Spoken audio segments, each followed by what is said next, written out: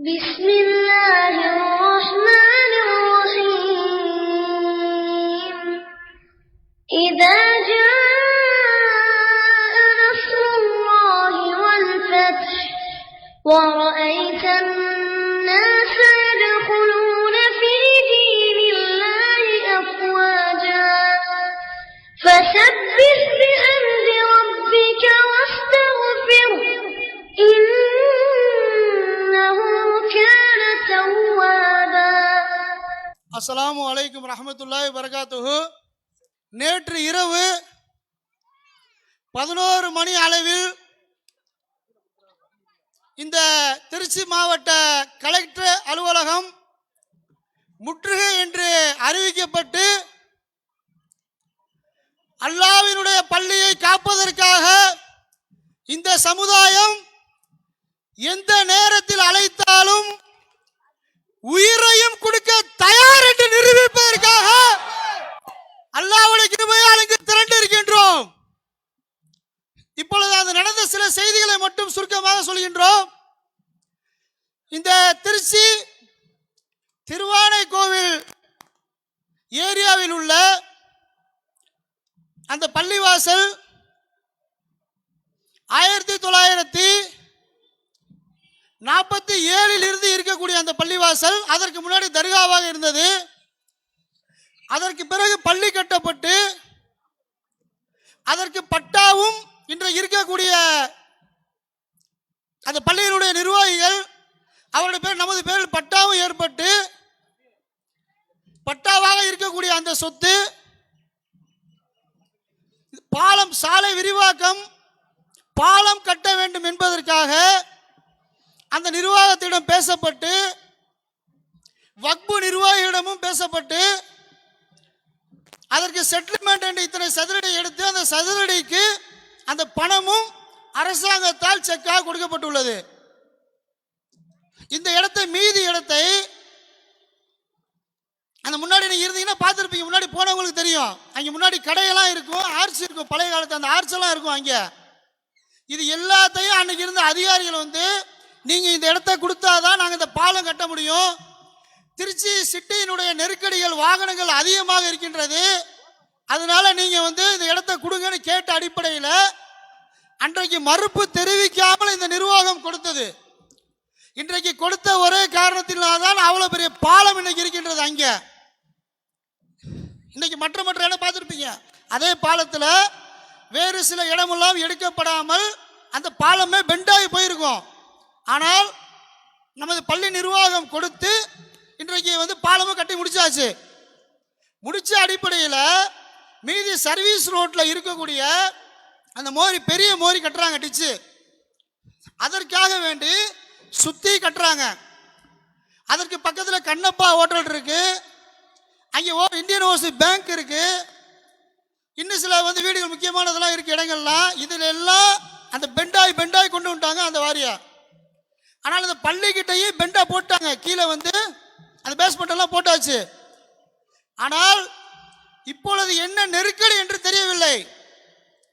இன்றைக்கு 3 நாட்களுக்கு முன்பாக அதை எடுத்தே ஆவேன் என்று நெடுஞ்சாலைத்துறையை சேர்ந்த ஏடி மீனாட்சி அவர்கள் டோசரை வந்து அங்கே இருக்கக்கூடிய நிர்வாகிகளை துண்டுகட்டாக தூக்கி ஜீப்பில் உட்கார வைத்து அந்த பள்ளியினுடைய முகப்பை இடித்துள்ளார்கள். அப்ப இது என்ன, உங்களுக்கு என்ன நெருக்கடி வந்துச்சு, இதுக்கு என்ன காரணம் என்பதை நீங்கள் பதில் சொல்லியே ஆக வேண்டும். சும்மா சாதாரண விட மாட்டோம்.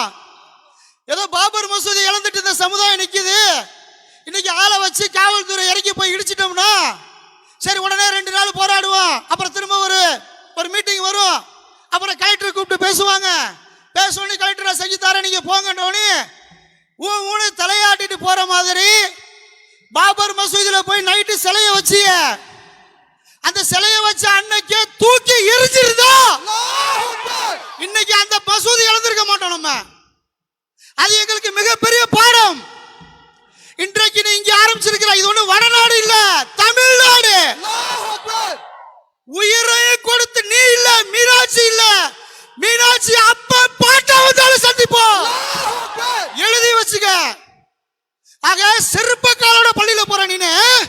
ஏதோ இந்த அளவு ஜனநாயகத்துக்கு கட்டுப்பட்டு இந்த சமுதாயம் இன்னைக்கு ரோட்ல போராட்டங்கிறனால சட்டத்துக்கு கட்டுப்பட்டு நிக்கிறோம்.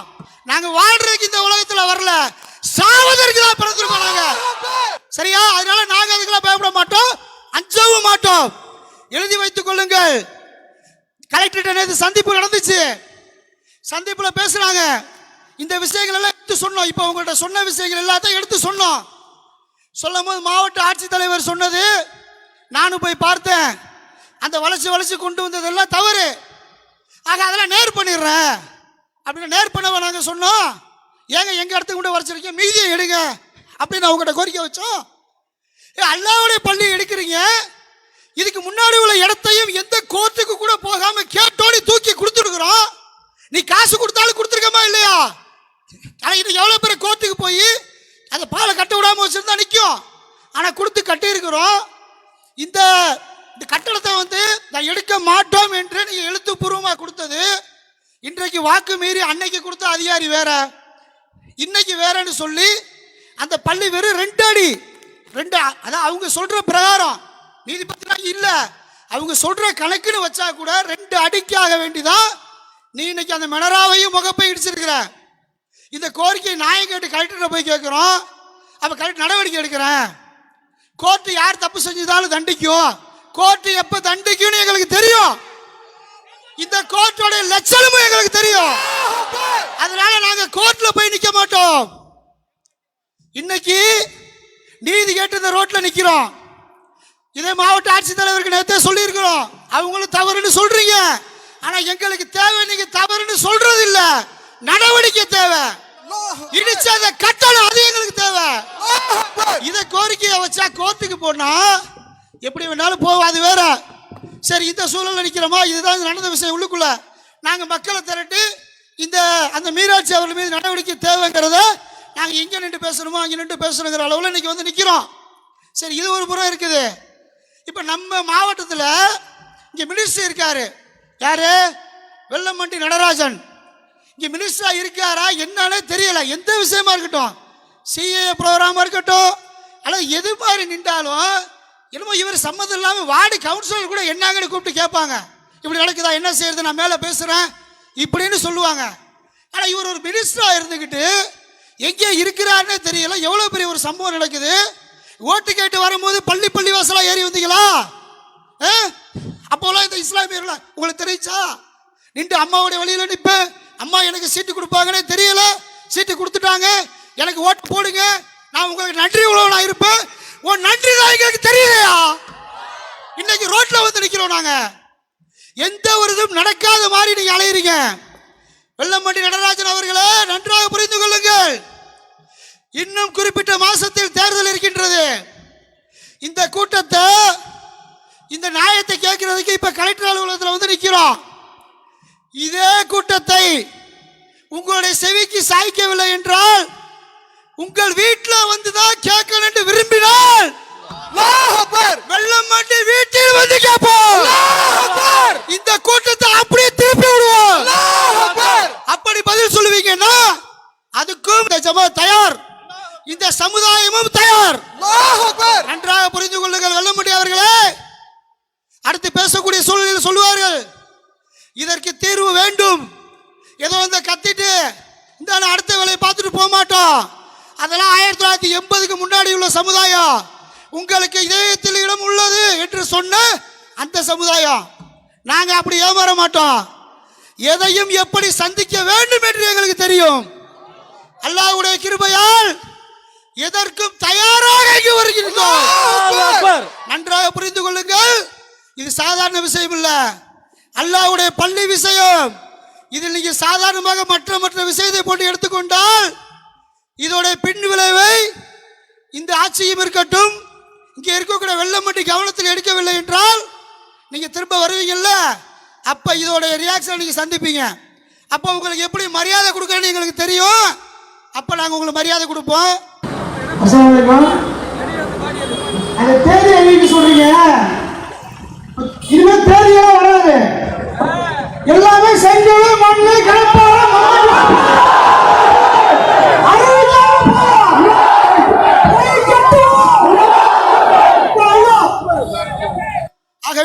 சரியான முடிவை எடுக்க வேண்டும், அவர்கள் மீது நடவடிக்கை எடுக்க வேண்டும் என்பதை கலெக்டரேட்டை சொல்லியிருக்கிறோம்.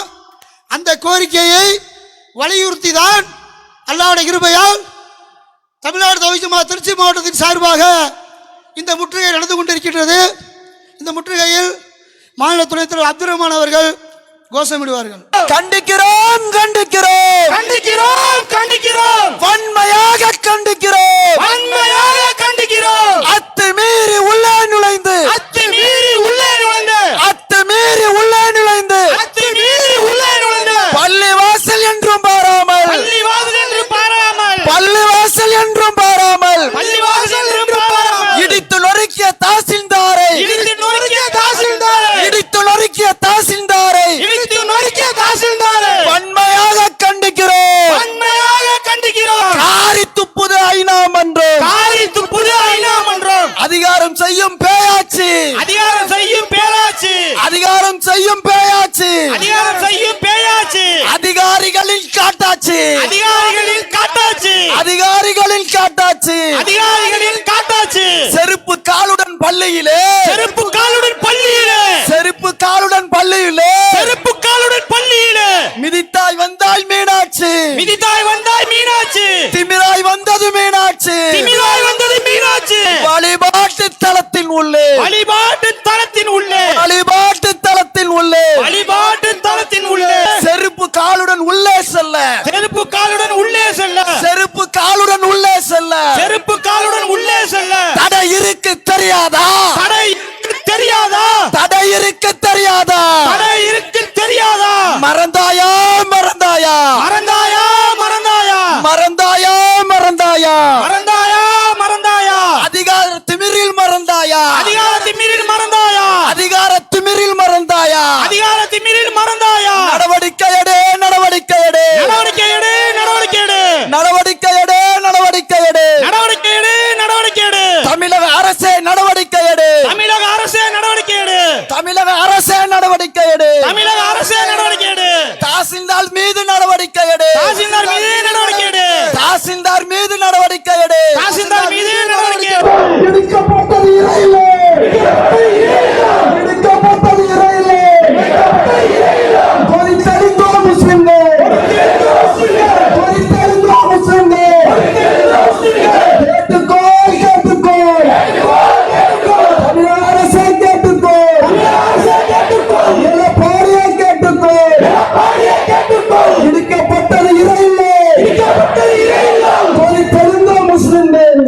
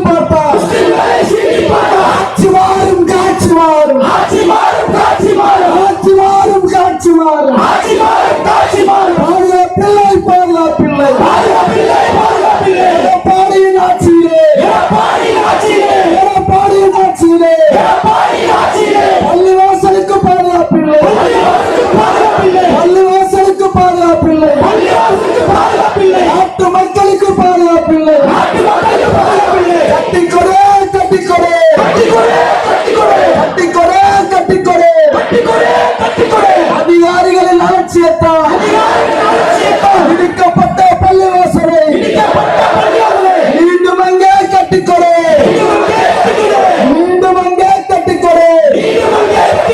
அஸ்ஸலாமு அலைக்கும் வரஹ்மத்துல்லாஹி வபரகாத்துஹு. எனக்கு வலதுபுறம் இருப்பவங்க திருவானைக்காவல் பகுதியில் உள்ள தற்பொழுது அநியாயமான முறையில் இடிக்கப்பட்ட அந்த பள்ளிவாசலினுடைய பொறுப்பாளர். 1947 இருந்து அது பள்ளிவாசலாக பராமரிக்கப்பட்டு அது அனுபவ பாத்தியதையும் பதிவு செய்யப்பட்ட பட்டா பூமியாகவும் அது முஸ்லீம்களுக்கு சொந்தமான பகுதியாகவும் அது பராமரிக்கப்பட்டு வருகிறது. அதை கண்ணியமான முறையில் பொறுப்பான வகையில் இதை சம்பந்தப்பட்ட நிர்வாகிகள், இவங்க ஜமாத் தலைவர், அவங்க பராமரித்து வந்தார்கள். அதையும் உங்களுக்கு தகவலை சொல்லிக்கிறோம். இன்னைக்கு இந்த ஆர்ப்பாட்டம் ஒட்டுமொத்த தமிழகத்திலும் இந்த திருச்சியில் ஏற்பட்டிருக்கின்ற பள்ளிவாசல் முகப்பு இடிப்பு சம்பவம் என்பது ஒரு பெரிய அதிர்ச்சியையும் முஸ்லிம் சமுதாய மக்களிடத்திலே ஆளும் வர்க்கத்தினருக்கு எதிரான ஒரு கொந்தளிப்பையும் ஏற்படுத்தி இருக்கிறது. கொரோனாவின் காரணத்தினால் ஏற்பட்ட ஊரடங்கு, அந்த லாக்டவுனுக்கு முன்னதாக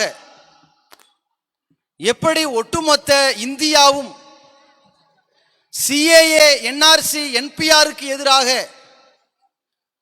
ஒரு போர்க்களத்தை சந்தித்துக் கொண்டிருந்ததோ, அது கொரோனா என்ற அந்த கண்ணுக்கு தெரியாத வகையிலான சிறிய நுண்கிருமி வழியாக அது பொசுக்கப்பட்டு அந்த போராட்டங்கள் ஓரளவுக்கு கட்டுக்குள் கொண்டு வரப்பட்டது. இப்பொழுது ஊரடங்கு தளர்த்தப்பட்டதற்கு பிறகு முஸ்லிம் சமுதாய மக்களுடைய மிகப்பெரிய மதிப்புக்கும் முக்கியத்துவத்திற்கும் உடைமையான இந்த பள்ளிவாசல் இடிக்கப்பட்டது என்பது மீண்டும் ஒரு போராட்டத்தை, குறிப்பாக தமிழகத்திலிருந்து தொடங்க வேண்டிய ஒரு நிர்பந்தத்தை ஆளும் வர்க்கத்தினர் எங்களுக்கு ஏற்படுத்தி கொடுத்திருக்கிறார்கள். இங்கே ஒன்றை நாங்கள் பதிவு செய்து கொள்கிறோம். என்றைக்கு நீங்கள் ஒரு பள்ளிவாசலை முஸ்லிம்களிடமிருந்து பறித்துவிட்டு அநியாயக்காரர்கள் கையிலே, இடித்த பாவிகள் கையிலே ஒப்படைத்துவிட்டு இழந்தவர்களை ஏமாற்றினீர்களோ, அந்த பாபர் பள்ளிவாசல் தீர்ப்பு விஷயத்திலேயே நீதிமன்றத்தின் மீது முழுமையான நம்பிக்கை இழந்தவர்களாக இந்தியாவிலே பயணித்துக் கொண்டிருக்கின்ற இந்த முஸ்லிம்களிடத்திலே நீங்கள் எங்களை உரசி பார்க்கும் விதமாக நாங்கள் எந்த அளவிற்கு கொந்தளிப்போடு இருக்கின்றோம், எங்கள் வேகம் எப்படி இருக்கும், நாங்கள் எப்படிப்பட்ட காரியத்தில் இறங்குவோம், எங்களுடைய அதிரடியும் பதிலடியும் எப்படி அமையும் என்று நீங்கள் எங்களோடு போட்டி போடுவதற்காக இதை செய்திருக்கிறீர்களோ என்று ஒரு அச்சம் ஏற்பட்டிருக்கிறது. பள்ளிவாசலுடைய முகைப்பை இடிக்கிறீர்கள், பள்ளியினுடைய ஒரு பகுதியை இடிக்கிறீர்கள். பல ஆண்டு காலம் பூட்டி வைக்கப்பட்ட ஒரு கட்டிடம் அல்ல அது, இறை இல்லமாக பராமரிக்கப்பட்டு வந்த ஒரு இடத்திலே நெடுஞ்சாலைத்துறை ஒரு பாலம் கட்ட வேண்டும் என்பதற்காக அந்த இடத்தில் கோரிக்கை வைக்க வருகிறார்கள். எங்களுக்கு பாலம் கட்டுறதுக்கு இடம் வேணும். எங்கெல்லாம் போயிருக்கிறாங்க? இந்த பாலத்தை விரிவடைய செய்வதற்காக வேண்டி இடிக்கப்பட்ட இந்த பள்ளிக்கு பக்கத்து பகுதியில் இருக்கின்ற பங்கார அடிகளாருடைய மணிமண்டபம் இருக்கிறது. அது எந்த பராமரிப்பும் பேணப்பட்டு வருகிறதா இல்லையா என்பது வேற விஷயம். ஆனால் ஒரு சமுதாயத்தவர்களுடைய மதிக்கத்தக்க இடமாக இருக்கிறது என்ற காரணத்தினால் அங்கே நெடுஞ்சாலைத்துறைக்கு பாலம் கட்டுவதற்கு இடம் தேவைப்பட்டிருந்து கூட இவர்கள் என்ன பண்ணிருக்காங்க தெரியுமா? அந்த பாலத்தை அந்த வழியா கொண்டு வந்தா அந்த மணிமண்டபம் பாதிக்கப்படும் சொல்லி பாலத்தை வளைச்சிருக்கிறான், அங்க கொண்டு போகல. ஆனால் இந்த பள்ளிவாசல் பகுதியில் பாலம் கட்ட வேண்டும் என்று முறையிட்ட பொழுது பள்ளிவாசல் நிர்வாகத்தினர், வக்ஃபு போர்டினுடைய உறுப்பினர்கள், முக்கிய அதிகாரிகள், பள்ளிவாசலுக்கு முற்பகுதியில் இருக்கின்ற சில கடைகள், அதற்கு முற்பகுதியில் இருக்கின்ற சில உபரியான இடங்கள், இத பாலத்திற்காக நீங்க எடுத்துக்கங்க, முறைப்படி பேச்சுவார்த்தை நடத்தி அது எழுத்துமானமாக்கப்பட்டு அதை அவர்கள் நெடுஞ்சாலையினுடைய வசதிக்காக, பொதுமக்களுடைய நலனுக்காக, அனைத்து தரப்பு மக்களும் பயன்பட வேண்டும் என்ற நோக்கத்திற்காக, அந்த பிறநலம் நாடுவதைத்தானே இஸ்லாம் சொல்கிறது, அதற்காக விட்டு கொடுக்க வேண்டும் என்பதற்காக அவர்கள் அரசாங்கத்திற்கு கொடுக்க முன்வந்த பொழுது அங்கே என்ன எழுதினார்கள்? இந்த பள்ளியினுடைய முற்பகுதி தான் எடுப்போம், சில இடங்கள், அதற்கு பிறகு உள்ள கடைகள் அதோட எடுக்கப்படுமே தவிர பள்ளிவாசலுடைய எந்த ஒரு முனையில் கூட கை வைக்கப்படாது என்று அந்த எழுத்துல உள்ள சர்வே வரைக்கும், சும்மா நெடுஞ்சாலத்துல வாயில கேட்டு அடிச்சுட்டு போக மாட்டான், இடத்த வாங்கிட்டு போக மாட்டான், அனைத்தும் எழுத்துமானம் தான். சர்வே எண் வரைக்கும் போட்டு இந்த இடம் வரைக்கும் நாங்க வாங்கிக்கிறோம்னு வாங்கி எடுத்தீர்களே, அந்த இடத்தில் இந்த முகப்பு இருக்குதா? நீங்க இடிச்சிருக்கிற இடம் இருக்குதா? அந்த சுற்றுச்சுவர் இருக்குதா? யாரை கட்டி இடிச்சீங்க? எந்த அறிவிப்பின் அடிப்படையில் வந்தீங்க சொல்லுங்க. பாலம் கட்டுறதோட சேர்த்து டிரைனேஜ் கட்ட வரீங்க, அதுவும் அந்த துறை தான். டிரைனேஜ் கட்ட வருகிற பொழுது பக்கத்தில் இருக்கிற எல்லா கட்டிடங்களும் டிரைனேஜ் என்று குழி தோண்டினால் அது இடிபாடுக்கு உள்ளாகும்னு சொல்லி அந்த கட்டிடத்தில எல்லாம் கை வைக்காம அதை சுத்தி சுத்தி வந்து பள்ளிவாசலுடைய இடத்துல டிரைனேஜுக்கு வழிவகை செய்ய வேண்டும் இடித்திருக்கிறீர்கள் என்றால் யார்கிட்ட கூப்பிட்டு பேசுனீங்க? எப்ப பேச்சுவார்த்தை நடத்துனீங்க? எப்ப பீஸ் மீட்டிங் போட்டீங்க? என்ன எழுதுனீங்க? ஒன்னும் இல்லை, கூப்பிட இல்ல, சொல்ல இல்ல, பேச்சுவார்த்தை நடத்தல, எதை எழுத்துமானமாக்கல. ஒரு மாசத்துக்கு முன்னாடியே இந்த இடமெல்லாம் வந்து எடுக்கப்பட வேண்டி வருமோ என்ற மாதிரியான ஒரு சந்தேகத்தை அவர்கள் கிளப்பிய உடனேயே, ஆஹா இவர்களுக்கு ஒரு பாலம் கட்டுறதுக்கு வசதி பண்ணி கொடுத்தா, இவனடா நான் இருக்கிற இடம் கொடுத்தா படுக்கிறதுக்கு பாய் கேட்பானே, அந்த மாதிரி பாலம் கட்டுறதுக்கு வசதி ஏற்படுத்தி கொடுத்தா பள்ளிவாசல் நிலத்துல கை வைக்க பார்க்கிறானுங்களேன்னு சொல்லி இவர்கள் முறையாக நீதிமன்றத்திற்கு போறாங்க. எப்ப போனாங்கன்னு புரிஞ்சுக்குங்க. இனிமேல் நீதிமன்றத்துக்கு எவன் வரமாட்டான். அது நீதிமன்றமா அல்லது பணக்காரர்களுக்கும் கார்ப்பரேட் கைக்கூலிகளுக்கும் ஆதிக்க வர்க்கத்தினருக்கும் மாமா வேலை பார்க்கின்ற இடமா என்று ஒரு சந்தேகம் இருக்கிற காரணத்தினால் எவனும் கோர்ட்டுக்கு வரமாட்டான். அந்த மாதிரியான கேடு கட்டவன்ட்டு போய் நீதி கேட்க மாட்டோங்கிற நிலையில் எப்ப இந்த புத்தி வருது? தீர்ப்பு வந்ததுக்கு பிறகு தெரியுது. இவர்கள் இதுக்கு முன்னாடி போயிருக்கிறாங்க, ஸ்டே வாங்கிடலாம், இது பள்ளிவாசல் பார்த்து இதான இடம், டிரைனேஜ்ங்கிற பேர்ல கை வச்சிடாதீங்கன்னு ஸ்டே வாங்க போகும்போது லாக்டவுன், அம்பிட்டு பேரு கொரோனா பயம், நீதிபதியை செத்துருவான், மூடிட்டானுங்க கோட்டை, ஸ்டேல பெண்டிங் இருக்குது, நின்னுச்சுல்ல, இப்ப பிரச்சனை இருக்கே, அப்படி என்ன அவசரம்? பள்ளிக்கூடம் திறக்கல, கல்லூரி திறக்கல, உனக்கு அங்க சாக்கடைய திறக்கணுங்கிற என்ன அவசரம் சொல்லு? பள்ளிவாசலை இடிக்க விட்டு, எங்க பக்கத்துல ஒரு வங்கி இருக்குது அதுல கை வைக்கல, பக்கத்துல ஒரு ஹோட்டல் இருக்கு அதுல கை வைக்கல, பள்ளிவாசலை இடிச்சா மட்டும் எவ்வளவு நெஞ்செழுத்தம் பாருங்க. நோட்டீஸ் கொடுக்கல, முன்னறிவு பண்ணல, பீஸ் மீட்டிங் நடத்தல, என்ன செஞ்சுக்கலான்னு கூட ஆலோசனை பண்ணல. அப்ப நம்மளை என்ன மாதிரி இவனுங்க நினைச்சிருக்கானுங்க பாத்தீங்களா? எவ்வளவு பண்ணாலும் கண்டுக்க மாட்டானுங்க, கத்திக்கிட்டு போயிருவானுங்க நினைச்சதுனால தானே இது நடத்துறீங்க. இன்னைக்கு உங்கள்ட்ட கோரிக்கை கேட்டு வரலங்கிறத சொல்றதுக்கு தான் ஆர்ப்பாட்டம், நாங்க என்ன செய்ய இருக்கிறோம்னு சொல்றதுக்கு தான் ஆர்ப்பாட்டம். எவ்வளவு பித்தலாட்டம் பண்ணிருக்கானுங்கன்னு பாருங்க. கலெக்டர் ஊர்ல இல்ல, நடக்கும். நீங்க பண்ண நாடகத்தை எல்லாம் நாங்க பாபர் மசூதியில படிச்சுட்டோமேங்க. கலெக்டர் ஊரில் இல்லை, வந்தால் சரி செய்வார், அவருக்கு தெரியாம தான் நடக்குதா? இவர் இடிச்ச முடியா? கோமால இருக்காரா? யோசிச்சு பாருங்க. வெள்ளமண்டி நடராஜன் தெரியாது, போ பழையபடி சக்கரப்பாகு காய்ச்ச போ, உன்னை அனுப்பத்தான் போகிறோம், அதான் நடக்க போகுது. என்னடா நடிக்கிறீங்களாடா? ஒரு மாநிலத்தில் முதலமைச்சருக்கு தெரியாது? உத்தரப்பிரதேசத்தில் நடந்த இந்த அநியாயம், ஏற்பட்டிருக்கிற காயம் அந்த வடுவின் வேதனையும் வலியும் ஒரு பள்ளியை இழந்ததனுடைய காயத்தை பற்றி பிரதிபலிப்பு தமிழ்நாடு தானடா போராடுச்சு. வேற எங்கேயாவது ஆர்ப்பாட்டம் பண்ணாங்களா? 92 இடிச்சான். 30 ஆண்டுகள் 28 ஆண்டுகளுக்கு மேல போராடினது எந்த மாநிலம்? தமிழ்நாடு தெரியாதா? ரோட்ல நின்னவன் தமிழகத்தில் உள்ள முஸ்லிம்கள் தெரியாதா? இந்த தீர்ப்பை கண்டிச்சு, பாபர் மசூதி விஷயத்துல நீங்க செஞ்ச அநியாயத்தை கண்டிச்சு சென்னையில பல லட்சக்கணக்கான மக்கள் திரண்டு எழுந்தது தமிழ்நாடு தெரியாதா? அடே இங்க தெரியாதா? இவ்வளவு தெரிஞ்சுதான் இவனுக்கு என்ன பண்ணிருக்கானு ஒரு பொம்பளை அனுப்பியிருக்காங்க பாருங்க. உத்தரப்பிரதேச மாநிலத்துல கோயிலுக்குள்ள இது மாதிரி இந்த மீனாட்சி அனுப்பினா மானபங்க படுத்திருப்பானுங்க தெரியும். அவளை செருப்பால் அடித்திருப்பாங்கன்னு தெரியும். இவங்க புனித கண்ணியமான ஆட்கள், முஸ்லிம்கள், பெண்களை மதிப்பவர்கள், என்னதான் அத்துமீறினாலும் கூட மரியாதையா நடப்பவர்கள். ஆனா திறந்த வீட்டுல நாய் வந்துச்சு செருப்பு கழட்டி எங்களுக்கு அடிக்க தெரியாதா? வந்தது பொம்பளைன்னு மதிச்சிருக்கிறோம். மீனாட்சி அவர்களுக்கு செய்தி போகும். ஒரு தாய் குலம்ங்கிற மரியாதை எங்களுக்கு இருக்குது. அந்த மரியாதை நீங்க கெடுத்திருக்கிறீங்க. யாரை அனுப்பி அரசியல் பண்றீங்க? பொம்பளைங்களை அனுப்பி அரசியல் பண்ணுவீங்களா?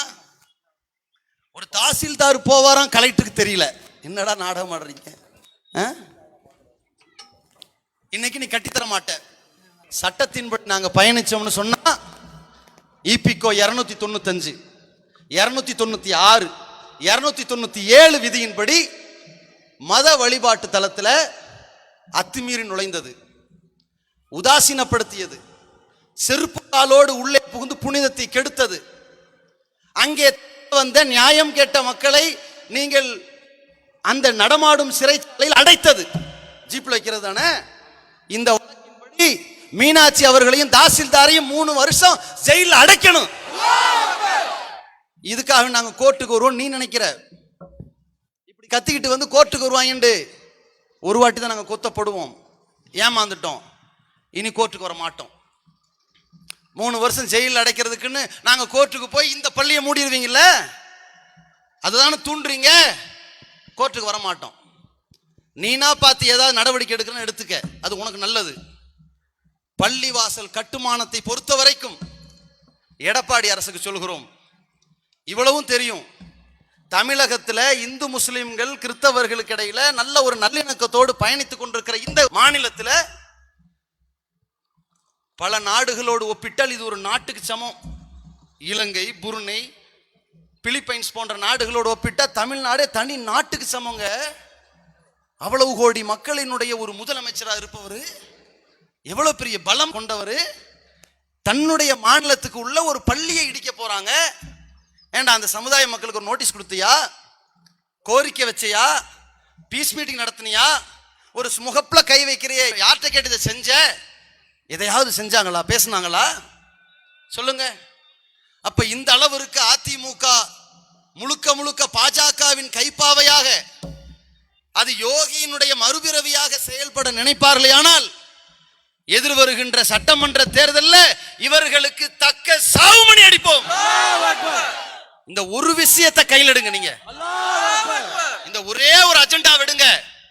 இந்த தமிழகத்தில் முஸ்லிம்களுடைய இறை இல்லத்திற்கு பாதுகாவல் இல்லைன்னு எடுங்க. அதிமுகவினுடைய தலைமையில எந்த பாதுகாவலும் இல்லைன்னு எடுங்க. எல்லா முஸ்லிம் கட்சிகளும் ஒன்னு சேர்ந்து ஒரு கட்சி ஆதரிச்சு வாங்க. நீங்க சட்டமன்றத்திலேயோ பாராளுமன்றத்திலேயோ நல்லது செய்வீங்கன்னு நாங்க உங்களுக்கு ஓட்டு போட மாட்டோம். நீங்கள் அரசியல்வாதியாக எம்எல்ஏவாகவோ எம்பியாகவோ வாங்க. முஸ்லிம் கட்சிகளுக்கு சொல்கிறோம், நீங்க சட்டமன்றத்தில் பாராளுமன்றத்தில் வந்து பாசிசத்திற்கு எதிராக நிற்பீங்கன்னு எங்களுக்கு தெரியும். அவனோட கைகோர்க்க மாட்டீங்கன்னு தெரியும். துரோகிகளோட கைகோர்த்து பயணிக்க மாட்டீருங்கிற அடிப்படையில் நீங்கள் ஒன்றுபட்டு தேர்தலை சந்தித்து இந்த எடப்பாடி ஆட்சியை வீட்டுக்கு அனுப்புங்கள். அதையும் ஒரு செய்தியாக சொல்கிறோம். பள்ளிவாசலின் இடிப்பு விஷயத்தில் உங்களுக்கு சொல்கிறோம், இந்த பள்ளிவாசல்ல நீங்க கை வச்சிட்டீங்க. இனிமேல் நாங்க நிம்மதியா தமிழகத்தில் உரசி பார்த்தாச்சு. பலம் இவ்வளவுதான். முஸ்லிம்கள் கையை திறந்து காட்டிட்டாங்க. அனுமதி பெற்று ஆர்ப்பாட்டம் நடத்துவார்கள். 1 மணி நேரத்தில் கண்ணியமாக கலைந்து செல்வார்கள். அந்த களத்தில் பீடி துண்டை கூட பார்க்க முடியாது. சமூகத்திற்கு எந்த சங்கடங்கள் வராது. மீடியா நம்ம கூட இருப்பாங்க, அப்ப போட்டு மறைத்து விடுவார்கள். பள்ளியை எடுத்து விட்டோம் என்று நீங்கள் நினைப்பீர்களானால் அதை மறந்து விடுங்கள். இனிமேல் இந்த நிமிடத்திலிருந்து தமிழகத்தில் இருக்கிற ஒரு போலீஸ்காரன் தூங்க மாட்டான். தமிழகத்தில் இருக்கக்கூடிய எந்த ஆட்சியாளரும் தூங்க மாட்டான். நாங்க போராட்டம்னு தொடங்கி இருக்கிறோம். இனி நாளைக்கும் போராட்டம் தொடரும். அதே இடத்திலே போய் ஷாஹின் பாக்னு தொடர் போராட்டமும் உட்காரலாம். அடே நீங்க கட்டி தரவிட்டால் உங்கள்ட்ட நாங்க சொல்றது ஒழுங்கு மரியாதையை கட்டி கொடுத்துருண்டு. நீ கட்டி கொடுக்கிறது உனக்கு மரியாதை. நீ கட்ட வேண்டிய இடத்துல எங்களுக்கு பலகீனம் இல்ல, எங்களுக்கு காசு இல்லாம இல்ல, எங்களுக்கு சக்தி இல்லாம இல்ல. இங்க ஒருத்தன் செங்கலத்துக்குள்ள செவரடி. நீ கட்டி கொடுக்கிறது நீ செஞ்ச செயலுக்கு பிராயச்சித்தம். நீ செய்யாவிட்டால் நாங்க கட்டுவோம்டா. நாங்க கட்டுவோம். என்ன பண்ணுவ? என்னடா பண்ணுவ? நீ சுடுவையா? நீ சுடுவையா? சொல்லு.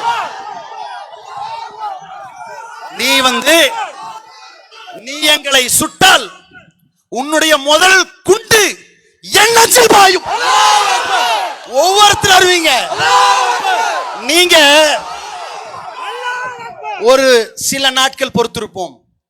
இவனுங்க கட்டி தரலனா அவங்க செங்கலை எடுத்தீர்களானால், அவர்கள் துப்பாக்கி குண்டை எடுத்தால் நீங்கள் ஷஹீதாக தயாரா?